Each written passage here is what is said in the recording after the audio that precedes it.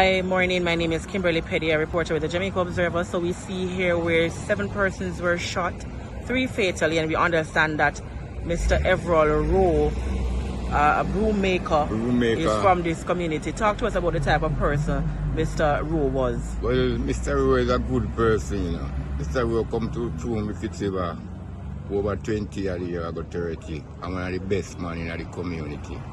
He's a talented man. He do everything to make a dollar and to stay alive. Right. I don't know what went wrong, but God knows. So does he frequent this bar here? No.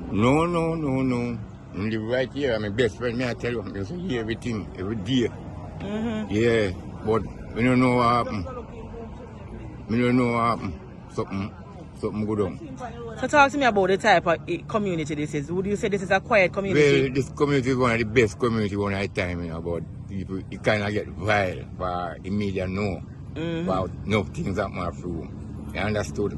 So talk to me, give me a reaction. Your friend, you know, a good man.